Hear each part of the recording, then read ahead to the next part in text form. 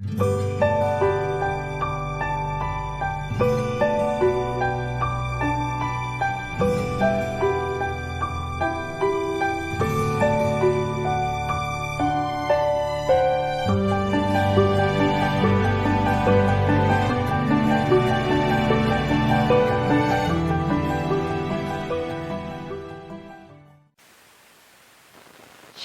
(13절) 한 절입니다.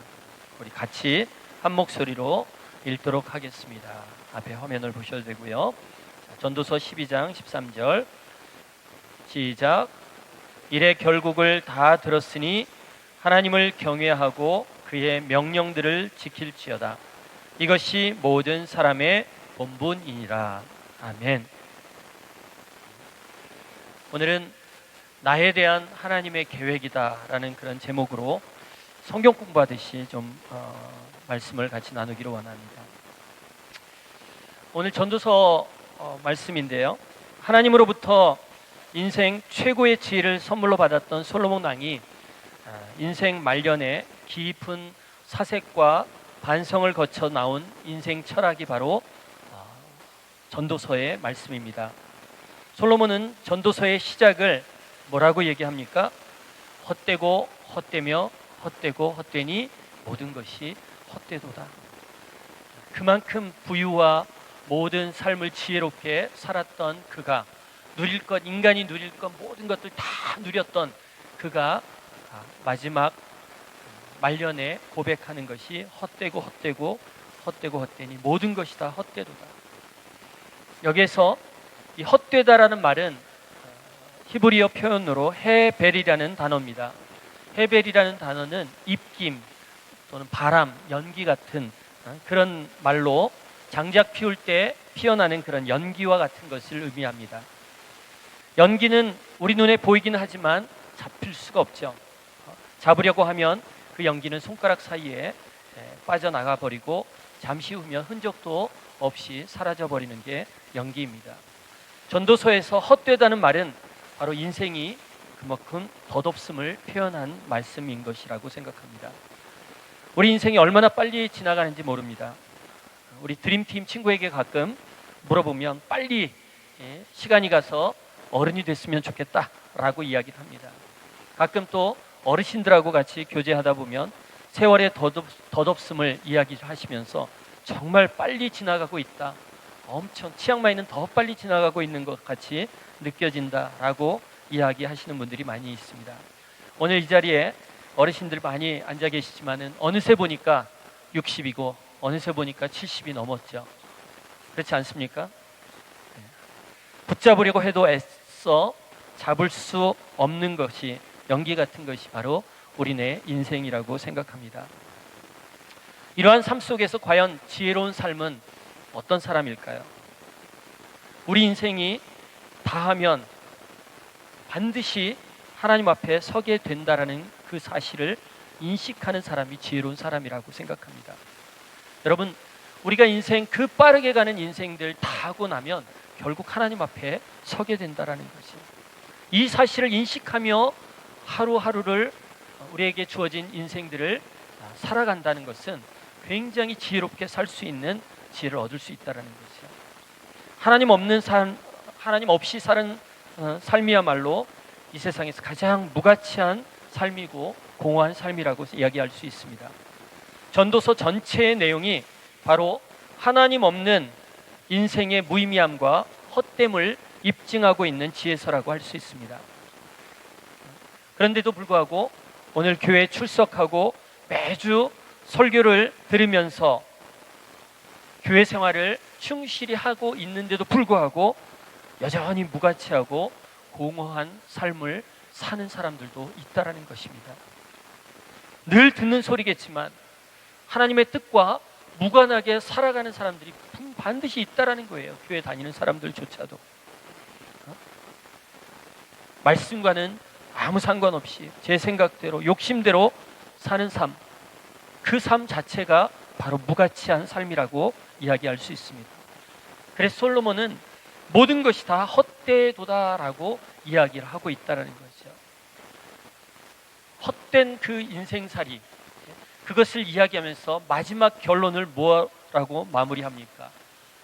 바로 오늘 본문 말씀, 일의 결국을 다 들었으니 하나님을 경외하고 그의 명령들을 지킬지어다. 하나님을 경외하는 일밖에 없다라는 것이라는 거죠. 이것이 우리 사람의 본분이라는 거죠. 이 땅에서 우리가 마땅히 해야 할 일이 있다면 바로 하나님을 경외해야 한다라는 거죠. 하나님 경외하는 것은 이건 해도 되고 하지 말아야도 되는 것이 아니라 반드시 해야 할 의무라는 것입니다. 여러분, 그렇다면 하나님을 경외한다라는 것은 어떤 것일까요? 흔히들 인생을 단막극에다가 비유합니다. 우리의 인생은 2부와 3부가 있는 것이 아니라 모두 다 단막극으로 끝납니다. 아무런 리허설 없이 인생이란 무대 속에 올랐습니다. 사실 우리 자신을 어떻게 살아가야 되는지, 내 인생을 어떻게 살아가니 구체적으로 알고 시작하지 않았다는 겁니다. 그러나 우리 각자 자신의 인생이란 무대에서 자신의 배역을 분명하게 알고 그 배역대로 충실하게 사는 삶, 그 삶이 될 때 가치 있는 삶이 된다라는 거죠. 흔히들 삶을 일종의 연극과 드라마에 비유하기도 합니다. 우리 안에는 많은 다른 개인적인 드라마들이 있다라고 이야기할 수 있습니다. 한 편의 드라마가 멋있는 작품으로 탄생하기까지는 몇 가지 중요한 점이 있습니다. 드라마에서 등장하는 배우들이 맡겨진 임무에 얼마나 충실하게 수행하느냐에 달려 있다는 거죠. 최근 방송되고 있는 한국 드라마 중에서 한 배우가 사회에 어떤 일 때문에 잘못해서 구속당하는 일이 생겼어요. 급기야 방송 프로그램에서 그가 맡은 배역을 다른 사람으로 바꿔치기 한 것을 볼 수가 있습니다. 계속 그 드라마를 보게 됐는데 새로운 인물이 나오니까 그 이전의 캐릭터에서 줬던 그런 그 이미지가 나타나지 않는 거예요. 그래서 조금 열심히 나름대로 새로운 배역이 충실하게 연출가의 의도에 따라서 연기를 하고 있지만은 제가 볼 때는 그 전 사람하고 원래 하던 사람이 아니기 때문에 좀 그 맛이 안 난다라고 할까요? 재미가 한풀 꺾인 상태로 보고 있습니다. 여러분, 드라마가 잘 되려면 각 배우들이 연출자의 의도 아래 얼마나 잘 진행되는가가 관건이라는 거죠. 중요한 점은 첫 번째로 연출자의 의도를 이해해야 됩니다. 배우들이 연출자가 어떤 의도를 가지고 이 드라마를 진행시키기를 원하는가를 분명하게 이해해야 된다는 것입니다. 두 번째로 이 배우가 자기의 잘못된 생각을 주장해서는 안 된다는 거죠. 내 생각은 이렇게 하면 더 좋을 것 같다라고 하는데 연출자하고 틀리다면 분명하게 내 잘못된 생각을 시인할 수 있어야 된다는 거죠. 마지막 세 번째는 그 드라마의 계획된 의도 아래 얼마나 충실하게 연기하는가, 거기에 달려 있다는 거죠. 이 세 가지를 실천할 때 비로소 드라마가 좋은 드라마로 탄생하게 된다는 거죠. 이 세 가지, 우리 인생을 하나님을 경외하면서 살아가면서 우리도 이 세 가지를 꼭 기억해야 된다는 거죠. 우리 인생에 멋진 연출사가 있죠. 그 연출자가 누구죠? 바로 우리 인생의 주관자 되신 하나님이시라는 거죠. 우리 하나님께서 우리를 위해서 놀라운 계획을 가지고 계시다는 그 사실, 그분은 우리가 이 땅에 살아갈 때 어떻게 살아가야 될지 구체적인 계획과 목적을 가지고 계시다는 거죠. 저뿐만 아니라 여러분들 한 사람 한 사람을 향한 계획을 세워놓고 계시고 여러분 한 사람 한 사람을 통해서 이루시고자 하시는 그 목적들이 다 있다라는 것입니다. 이 사실에 여러분 동의하십니까? 사람마다 조금은 역할을 다르지만 성경 전체에서 흐르는 내용을 보면 하나님은 한 사람 한 사람 우리의 인생 속에 오셔서 오직 나만을 통해서 이루시고자 하시는 무엇인가가 있다라는 거죠.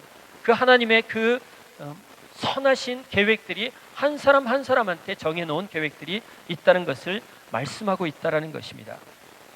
먼저 우리는 하나님에 대한 계획이 선하시다라는 명백한 계획을 읽어야 됩니다. 우리의 계한 하나님의 계획을 이해할 필요성이 있습니다. 우리에 대한 하나님의 계획 어떨까요? 첫 번째로 우리에 대한 하나님의 계획이 선하시다라는 명백한 사실을 우리는 이해하고 알아야 된다는 것입니다. 하나님이 우리 삶에 대한 그 계획은 너무나도 선하신 계획이라는 거예요. 그 첫 번째가 바로 무슨 내용이냐면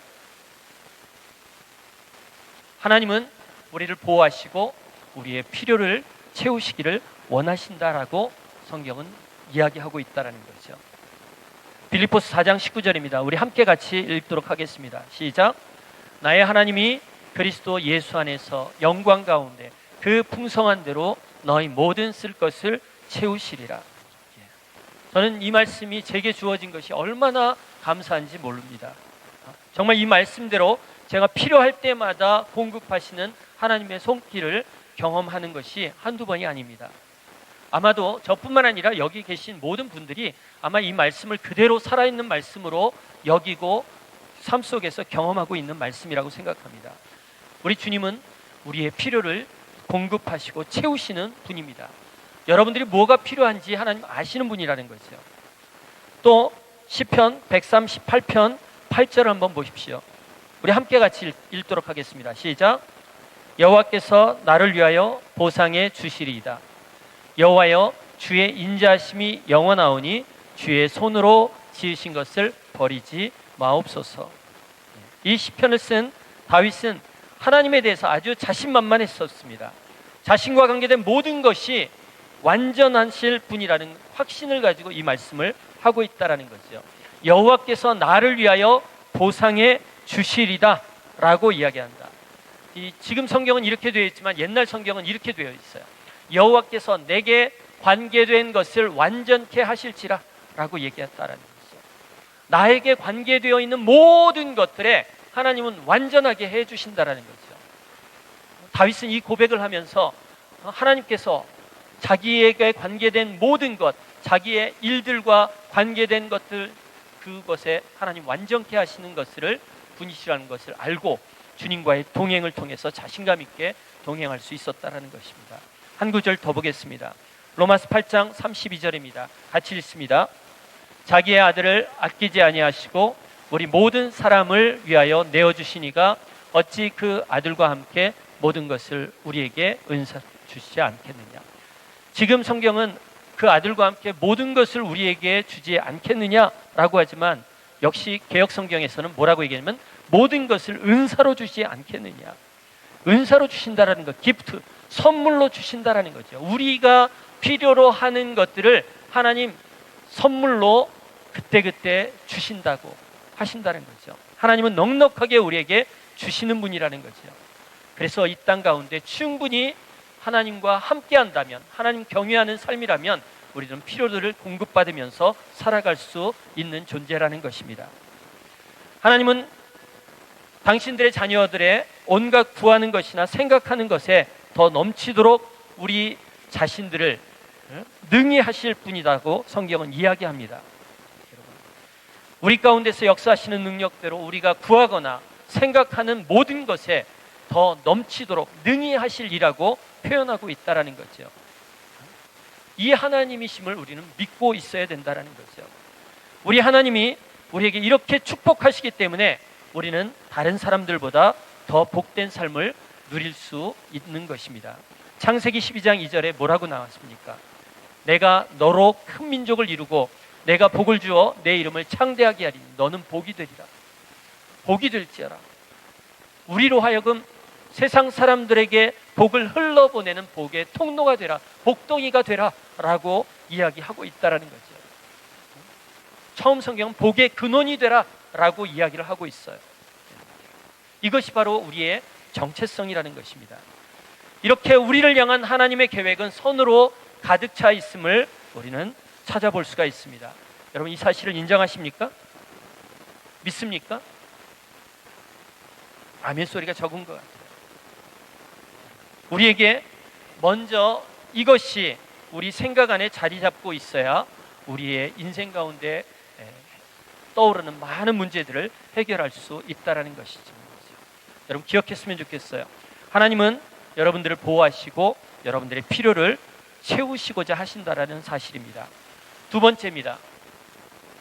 하나님이 우리를 향한 계획이 선하시다라는 그 명백한 사실을 이해하는 데 있어서 두 번째, 같이 읽습니다. 시작. 하나님은 내가 세상에 의해 다른 생각을 하지 않고 큰 평안을 갖기를 바라신다라고 얘기했어요. 하나님 큰 평안으로 살아가기를 원한다는 거죠. 예레미야 29장 11절 같이 읽습니다. 여호와의 말씀이니라 너희를 향한 나의 생각을 내가 아나니 평안이요 재앙이 아니니라 너희에게 미래와 희망을 주는 것이니라. 한 구절 더 있습니다. 요한복음 16장 33절입니다. 시작.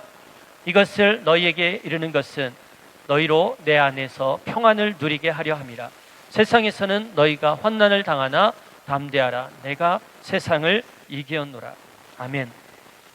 주님은 우리가 이 땅을 살면서 어떤 환난을 당한다 하더라도 그 속에서 평안을 누리게 하고 싶어 하신다라는 것입니다. 에베소서 1장 4절 5절에 보면 곧 창세전에 그리스도 안에서 우리를 택하셨다 그랬어요. 그리고 우리를 사랑 안에서 그 앞에 거룩하고 흠이 없게 하시려고 그 기쁘신 뜻을 대로 우리를 예정하사 우리를 그리스도 말미암아 자기 아들들이 되게 하셨다. 우리를 택하셨는데 사랑 안에서 택하셨다라는 거예요. 사랑 안에서 불러서 아들 삼으셨다라는 거예요. 자녀 삼으셨다라는 겁니다. 여러분들. 요한복음 14장 27절에도 평안을 너희에게 끼치노니 곧 나의 평안을 너희에게 주노라. 내가 너희에게 주는 것은 세상이 주는 것과 같이 아니하고 너희는 마음에 근심하지도 말고 두려워하지도 말라. 믿는 사람과 믿지 않는 사람의 차이가 있다면 하나님이 자녀들이 이 땅을 살아가는데 똑같이 환난이 오고 똑같이 어려움이 옵니다. 어찌할 바를 모르는 그런 순간이 닥칩니다. 산 넘어 산이라는 그런 표현이 있듯이 우리 삶에 하나의 산을 넘었다 하면 또 하나의 산이 버티고 있다는 것을 우리는 많이 경험해서 알고 있습니다. 그럼에도 불구하고 믿는 사람과 믿지 않는 사람들의 차이점은 그런 환경 속에서도 우리는 평안할 수 있다는 것이죠. 평안을 내 것으로 삼고 그 길들을 걸어가고 산을 넘어갈 수 있다는 것입니다. 주님은 평안으로 가득한 삶을 우리에게 초청하고 있다는 거죠. 여러분 이 사실을 마음속으로 믿고 내 안에 평안을 잃어버렸다면 내 안에 뭔가 하나님 경외하는 삶이 멀어졌구나 라고 생각하셔야 된다는 거죠. 내 삶 속에 하나님이 주시는 그 평강으로 가득 차 있는 그런 성도님들이 다 되시기를 주의 이름으로 축원합니다. 세 번째입니다. 우리에게 대한 하나님의 계획이 얼마나 선하신지 세 번째 하나님이 원하시는 것. 하나님은 여러분들을 온도계가 아닌 온도 조절 장치로 창조하셨다는 사실입니다. 여러분 온도계는 주변 환경에 따라 눈금이 올라갑니다. 주변이 추우면 내려가고 주변이 좀 날씨가 따뜻해지면 올라갑니다. 그러나 온도 조절 장치라는 것은 보일러를 얘기하면 됩니다.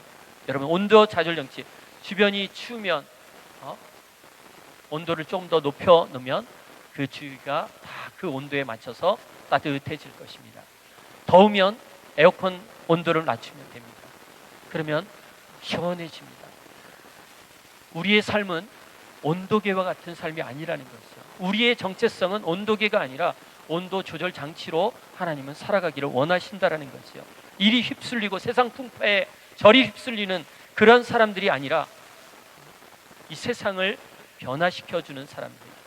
여러분들 요한복음 14장에서 17장 말씀을 집에 가서 한번 묵상해 보시기 바랍니다. 이 세상을 살아갈 때 우리의 정체성이 어디에 있는지를 분명하게 깨달을 수 있는 말씀입니다. 여러분 요한복음 14장에서 17장까지의 말씀들을 계속적으로 묵상하면 우리는 환경의 지배를 받는 것이 아닙니다.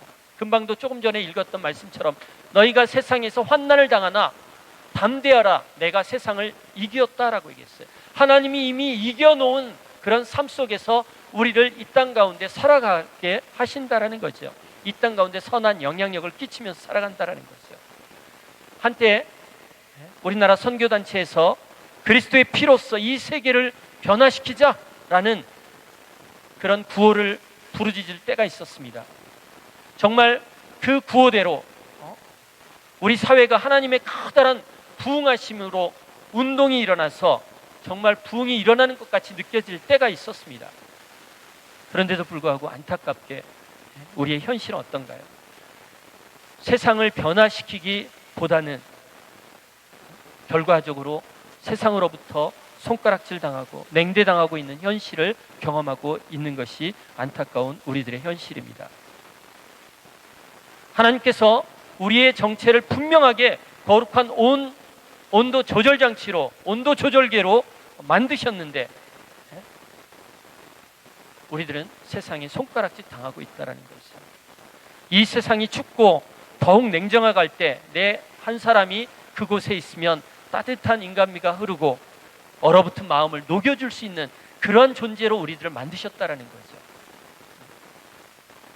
여러분들 주변이 어둡다라고 이야기하는데 내가 갈 때 그 모임이 환해지는 그러한 움직임이 있어야 된다는 거죠. 그런 영향을 끼쳐야 된다는 거죠. 이것이 바로 하나님께서 우리를 만드신 창조 목적이라는 거죠.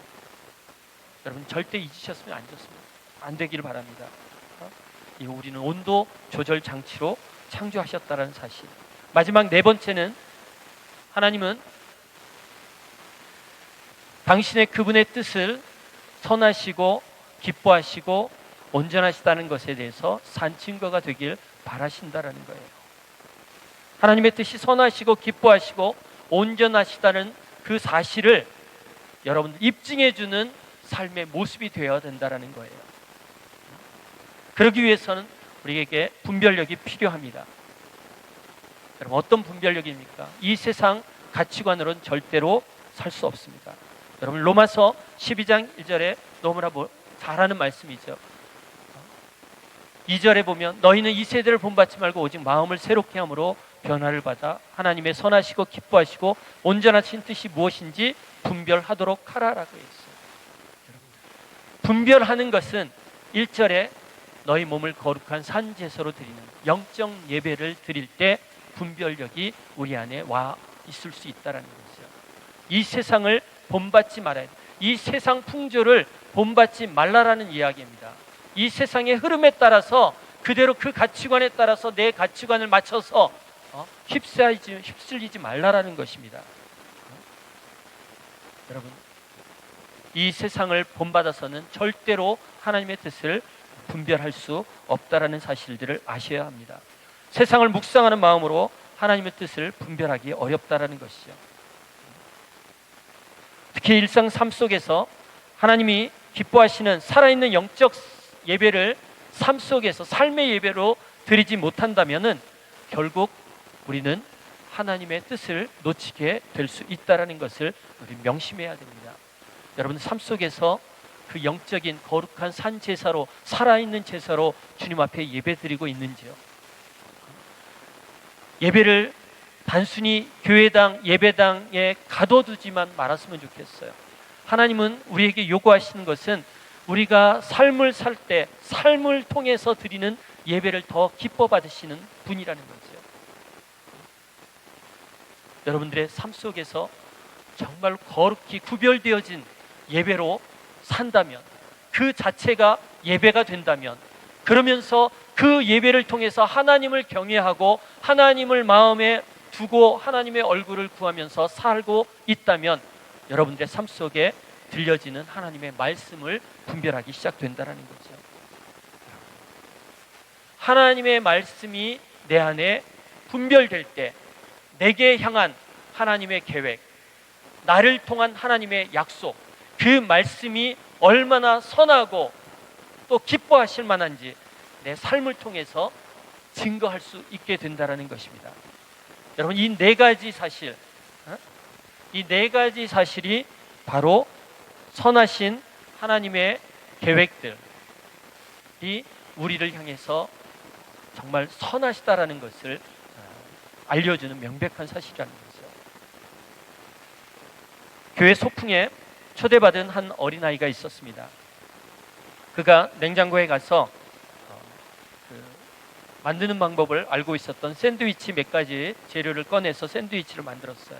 빵 위에 마요네즈와 겨자 소스를 약간 넣고 소시지도 곁들였습니다. 그리고 그것을 모두 갈색 봉투에다가 종이에 넣고 교회 소풍을 향해서 출발했습니다.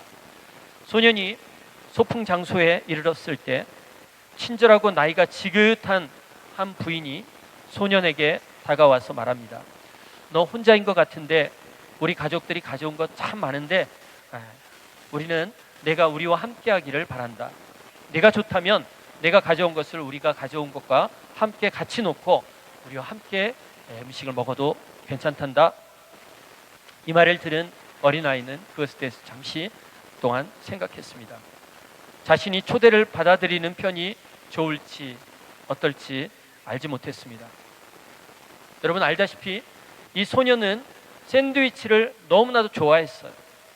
그러나 만일 그 친절한 자기에게 친절을 베푼 그 부인이 그가 좋아하지 않는 간과 양파를 혹은 어떤 찜 요리를 가져왔으면 어쩔까? 이렇게 걱정하고 있었다라는 거죠. 고민하고 있는데 그 부인이 너무나도 친절하게 대해 주셔서 그가 그 부인의 요청을 허락을 합니다. 함께 하기로 결정을 해요. 그리고 그들 식탁에 왔을 때 그 소년이 본 것은 이루 말할 수 없는 엄청난 음식이 있음을 볼 수가 있었습니다. 그것은 일찍이 먹어본 적이 없는 최고의 음식이었고요. 그는 어느 누구도 자신이 내놓은 빈약한 샌드위치를 알아채지 말았으면 하는 그런 마음으로 바랬습니다. 또 먹으면서 이렇게 생각했습니다. 내 샌드위치에 집착해서 이런 진수성찬을 놓친다는 것은 생각할 수 없는 일이지. 이런 말을 했어요. 여러분 이 예와 같이 우리도 마찬가지라는 거죠. 지금까지 살펴보고 읽었던 말씀들만 보면 우리 하나님께서 우리 앞에 우리의 삶 속에서 베푸시는 상들은 그야말로 엄청난 것이라고 이야기할 수 있습니다. 그런데도 불구하고 내 자신이 가지고 있는 잘못된 생각과 태도 때문에 그것을 누리지 못하는 사례들이 이 땅에 얼마나 많은지 모르겠습니다. 그래서 오늘은 당신을 위한 하나님의 계획에 대해서 내가 가질 수 있는 옳지 못한 태도를 우리 또한 알아야 됩니다. 점검해 볼 수 있어야 된다는 거죠. 그것이 무엇일까요? 여러분이 그동안 갖고 있었던 하나님의 뜻에 대해서 잘못 생각하고 있었던 것 어떤 것인지, 또 고민하고 있었던 것이 어떤 것인지 한번 생각해 봤으면 좋겠어요. 저에게 있어서 과거에 잘못 생각하고 있었던 것은 하나님이 나를 보호하시고 평안만 주시는 줄 알았는데 때때로 고난도 주신다는 것, 고통도 허락하심을 알고 한때 굉장히 주님을 원망할 때가 있었습니다. 그런데도 불구하고 나중에 하나님의 은혜를 깨닫고 나서 내가 고난 당함이 내게 유익이다라는 것을 깨닫게 되고 감사의 태도로 바뀌게 됐지만요, 그 전까지는 하나님은 우리에게 정말 좋은 것들만 사랑하시는 하나님이라고 얘기하지 않았느냐, 근데 왜 이렇게 힘들게 어렵게 하느냐, 그러면서 원망하는 사람들이 너무나도 많다라는 거죠. 사실 또 제게 있어서 잘못됐던 그 태도 중에 하나는 하나님 알아서 해주시겠지, 하나님 나를 사랑하시니까 다 알아서 해주겠지, 그러면서 방관적인 태도로 살았던 때도 있었다라는 것입니다. 또 한 가지는 제가 학창시절 때 하나님께서 제게 행하실 때 가장 베스트로 이끄시지 않으실 것 같은 그런 생각이 많이 가득 찼었어요. 의심의 태도. 하나님은 최고로 주신다고 했는데 내가 아무리 봐더라도 내가 누리고 있는 것은 최고의 삶은 아닌 것 같아. 더 좋은 삶이 있는 것 같아요. 그래서 하나님을 의심했던 적이 한두 번이 아니라는 거죠. 아마도 사람마다 다 다른 하나님에 대한 오해하는 부분이 분명히 있을 것입니다. 여러분들에게도 지금까지 신앙생활했지만 여러분들이 인식하고 있는 그 하나님에 대해서 잘못 인식하고 잘못 태도로 취하면서 하나님을 대하고 있는 그러한 모습들이 있다라는 것입니다. 그런데 우리가 왜 그렇게 잘못되어 있느냐, 그런 생각들을 하고 있느냐라고 한다면 이 세상에서 실현되지 못한 약속들에 익숙해 있기 때문에 하나님의 약속을 의심하는 경우가 많다라는 것입니다. 여러분, 사회생활을 하다 보면 약속이 시행되지 못하는 것을 많이 경험합니다. 또 신앙생활 속에서도 우리 또 같이 교회 안에서도 약속해놓고 약속이 지켜지지 않는 경우들이 참 많잖아요. 이런 것들에 익숙하다 보니까 하나님의 약속도 시행되지 않고 좀 지체되면 바로바로 의심하면서 대할 때가 많다라는 거죠. 신앙생활 중에서 하나님께서 이미 이루어 놓으신 그 일들에 대해서는 쉽게 잃어버립니다. 과거에 이미 하나님께서 이렇게 이루어 놓으셨는데 이런 사실들을 쉽게 잃어버린다는 거죠. 우리에게 이미 이루어진 일을 잘 생각하지 않는다는 것입니다. 왜? 우리들 앞으로 일어날 것에 대한 기대감이 더 크기 때문에, 거기에 집착되기 때문에 하나님께서 이미 이루어 놓고 우리를 위해서 실현시켜 놓으셨던 그 일들에 대해서 망각할 때가 너무나도 많다라는 거죠. 그래서 더 우리들은 이루어지지 않는 일 때문에 불안하고 의심을 갖게 된다는 거죠. 여러분, 그런데 히브리서 11장 6절에 뭐라고 얘기합니까? 믿음 없이는 하나님이 기쁘시게 하지 못하느니 하나님께 나아가는 자는 반드시 그가 계신 것과 그가 자기를 찾는 이에게 상 주시는 이심을 믿어야 될지니라. 여러분, 믿음이 필요하다라는 거예요. 믿음. 하나님이 계신 것과, 여러분 지금 옆자리에 하나님이 앉아 계신 것 여러분 믿습니까? 이곳에 우리와 함께 하나님이 계시다는 사실들을 믿습니까?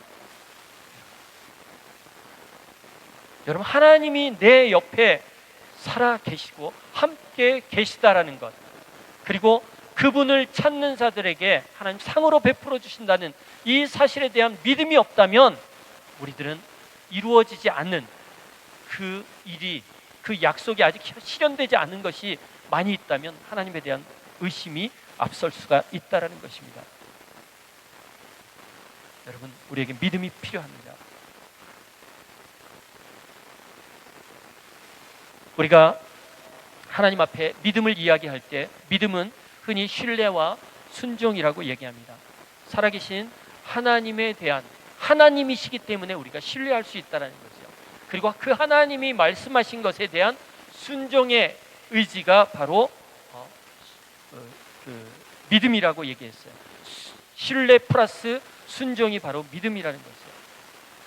신뢰라는 것은 하나님의 영역에 대한 나의 태도를 이야기하는 것입니다. 하나님에 대한 신뢰입니다. 의뢰하는 거죠. 의존하는 겁니다. 순종은 나의 영으로 내 삶의 모습이 되어야 된다는 거죠. 내가 순종하면 하나님은 내 삶 속에 너무나도 많은 삶의 열매를 맺게 하실 것에 대한 그 신뢰감이 우리에게 있어야 된다는 것입니다. 그런데 우리는 어떻습니까? 흔히 이런 가정들이 있어요. 무더위가 막 기승을 부릴 때 자녀와 함께 비가 오게 해달라고 가족들이 다 기도합니다. 그러면서 그날 비가 오게 해달라고 간절히 기도했으면서도 불구하고 밖에 출근할 때 우산을 챙기지 않고 나가는 아빠의 모습이 우리의 일상의 모습이라는 거죠. 하나님의 뜻이 실현되기까지 우리는 인내가 필요합니다. 여러분, 모세가 홍해바다 사건을 맞닥뜨렸을 때 어땠습니까? 지팡이를 하나님의 명령대로 그대로 순종해서 내리쳤을 때 바로 순식간에 갈라지지 않았어요. 밤새도록 하나님께서 동풍을 부르셔서 갈라지게 하셨다라는 거죠. 여러분들, 인내가 필요하다는 거죠. 하나님의 뜻이 우리 앞에 실현되기까지는 인내가 반드시 필요하다라는 거죠. 중요한 것은 하나님 결코 거짓말하지 않는 분이라는 거죠. 우리 히브리서 6장 18절 같이 읽습니다. 시작. 이는 하나님이 거짓말을 하실 수 없는 이 두 가지 변하지 아니함을 충분히 나타내시려고 그 일을 맹세로 보증하셨습니다. 민수기 23장 19절에도 똑같은 말씀이 있습니다.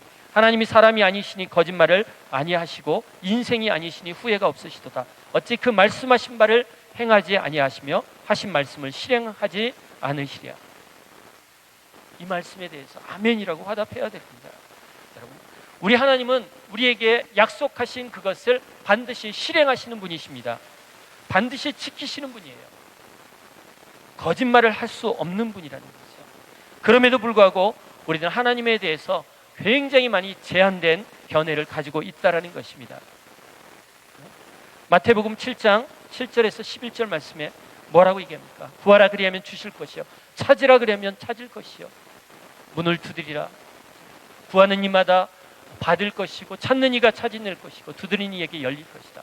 너희 중에 누가 떡을 달라 하는데 돌을 주며 생선을 달라 하는데 뱀을 줄 사람이 있겠느냐?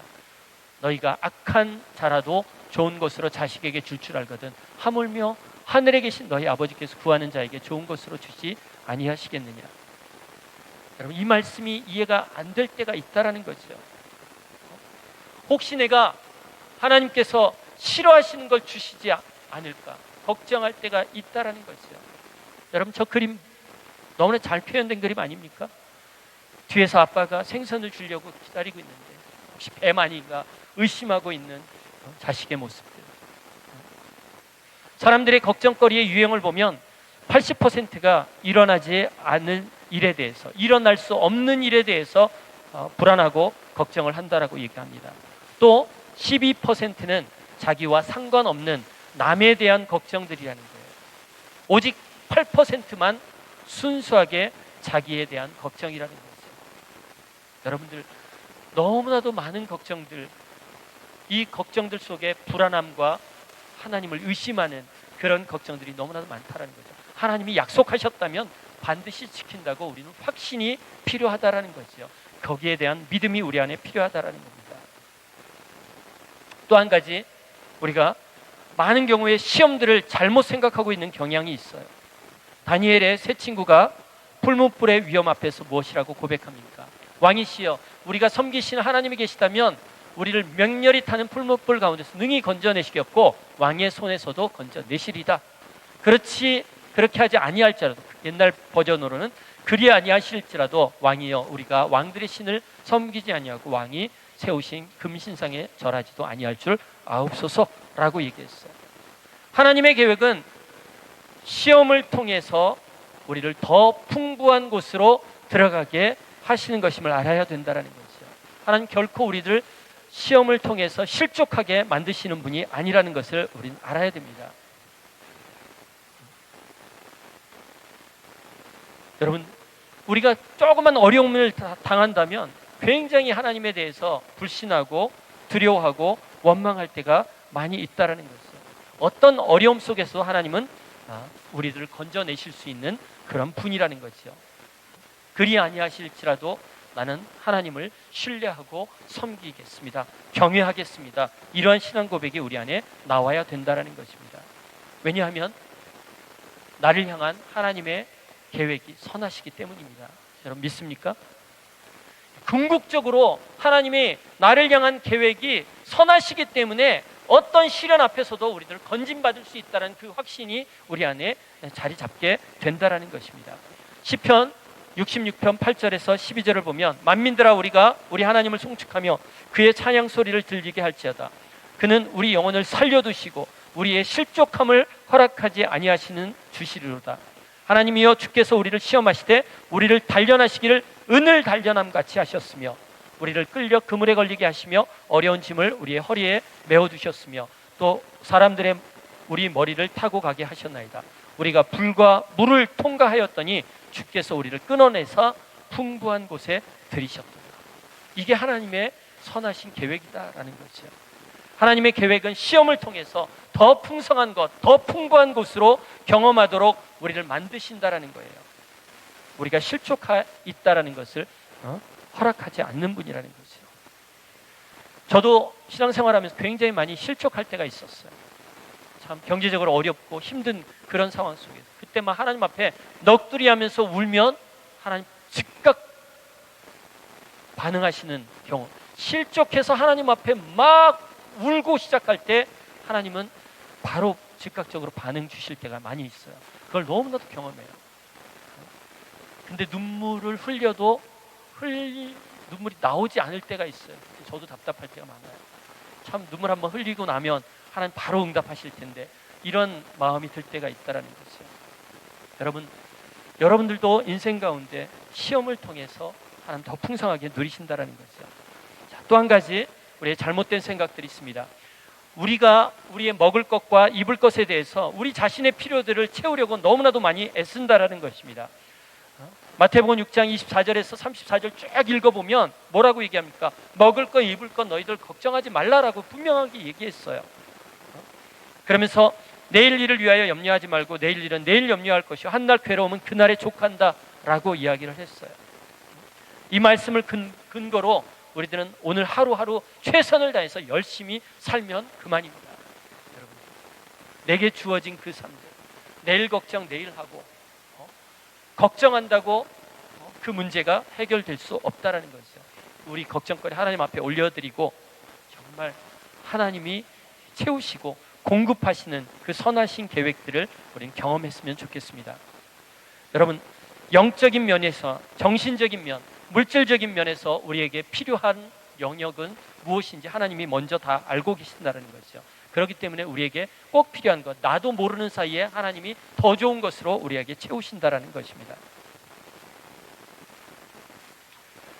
그렇다면 우리는 마지막으로 이렇게 하나님께서 우리들에게 풍성한 삶을 계획해 놓으셨는데 그것을 체험하기 위해서 하나님께서 예비하신 세 가지가 있다는 것을 알고 오늘 설교를 마무리하려고 합니다. 그 첫 번째가 바로 뭘까요? 하나님께서 우리들에게 풍성한 삶을 누리게 하기 위해서 체험할 수 있도록 예비하신 것, 여러분들 잘 아는 것입니다. 그 첫 번째가 바로 말씀입니다. 여러분 기억하셨으면 좋겠어요. 하나님의 말씀은 우리가 생각하거나 혹은 느낄 수 있는 다른 어떤 것보다 더 진실하다라는 것입니다. 말씀을 묵상하면 그곳에 우리가 어떻게 살아가고 어떻게 풍족한 삶을 살아가야 되는지 그 약속이 너무나도 풍부하다라는 것입니다. 두 번째 우리에게 주어졌던 하나님의 모습이 바로 기도입니다. 구하라 그리하면 주실 것이다. 여러분 기도하는 것은 세밀한 공급을 하나님 앞에 요구하는 거예요. 능력의 한계를 느끼는 것 여러분 있지 않습니까? 골몰하고 있는 것, 해결하지 않는 갈등이나 어떤 유혹들이 있다면 여러분 결코 참지 마세요. 하나님 앞에 아뢰세요. 내가 해결되지 않는다면 내가 해결되지 않기 때문에 하나님 앞에 의뢰하고 말하는 겁니다. 여러분, 여러분들의 삶의 문제들을 누적시키지 않았으면 좋겠어요.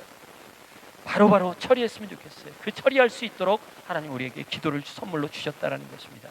세 번째로 하나님께서 이 풍성한 삶을 누리기 위해서 주신 것이 바로 성령입니다. 성령. 빌립보서 2장 13절 우리 같이 한번 읽어보겠습니다. 시작. 너희 안에 행하시는 이는 하나님이시니 자기의 기쁘신 뜻을 위하여 너희에게 소원을 두고 행하게 하시나니. 여러분 내주하신 내 안에 계신 성령께서 우리 안에 행하고 계심을 믿기를 바랍니다. 중요한 점은 우리의 의지력이나 능력, 재능 등을 나 자신이 하나님께 가져다 드리는 것이 아니라는 것입니다. 하나님의 기쁘신 뜻을 위하여 성령님이 우리에게 소원을 주시고 행하게 하신다는 것이죠. 내가 가지고 있는 소원, 하나님께서 먼저 내 안에 좋은 소원으로 주신 소원이라는 것이죠. 내 마음속에 두시고 그것을 이루도록 내 안에서 행하시는 분이 우리 성령 하나님이시라는 것이죠. 그렇기 때문에 우리의 약속과 우리 인격 속에서 계속적으로 하나님에 대한 약속을 신뢰하면서 주님의 삶에 주님께서 베풀어 주시는 것을 감사해야 된다는 거죠. 에베소 5장 20절 말씀 우리 같이 읽겠습니다. 시작. 모든 일에 언제나 우리 주 예수 그리스도의 이름으로 하나님 아버지께 감사를 드리십시오. 이 말씀이 그대로 실천될 수 있어야 된다. 이 말씀을 실천할 때 성령 하나님이 우리 마음속에 마음껏 활동하실 수 있다는 거죠. 감사하는 사람의 그 영혼들을 통해서 하나님께서 일하실 수 있다는 거죠. 우리가 불평하기 시작하면 행복은 불평하는 문으로 나간다 그랬어요. 하나님도 일하실 수 없다라고 얘기했어요. 우리 감사할 때, 감사로 주님 앞에 모든 일에 대해서 감사를 드릴 때 하나님은 우리를 통해서 성령님이 역사하시면서 그 하나님께서 우리에게 약속하신 풍성한 삶을 누리게 하신다는 것이죠. 여러분 그리스도인의 신앙생활이란 다른 훈련이 아니고 의존 훈련이라고 할 수 있습니다. 얼마나 주님을 신뢰하고 의지하며 사느냐. 이 문제의 연속이 바로 우리 전체 신앙이라고 이야기할 수 있습니다. 앞에서 이 서두에서 이야기한 것처럼 인생은 단막극으로 살고 있는 우리들입니다. 비록 작고 보잘것없는 그런 작은 나이지만은 하나님은 우리 인생을 통해서 이루실 계획은 너무나도 풍성한 삶의 계획이라는 사실 믿음으로 받기를 바랍니다. 여러분, 주님을 의뢰하십시오. 주님을 의존하시기를 바랍니다. 주님 경외한다라고 하는 것은 바로 내 삶을 향한 풍성한 계획들이 있음을 믿고 주님 앞에 의존하며 한 걸음 한 걸음 맡기면서 나아가는 삶이 바로 주님 경외하는 삶입니다. 이것이 헛된 인생에 덧없이 흘러가는 그 세월 쏜살처럼 빨리 흘러가는 그런 인생을 지혜롭게 사는 비결이라고 이야기할 수 있습니다. 정말 주님 경외하는 삶을 살아가시는 여러분들에게 바랍니다. 우리 말씀 생각하면서 찬양 같이 하도록 하겠습니다.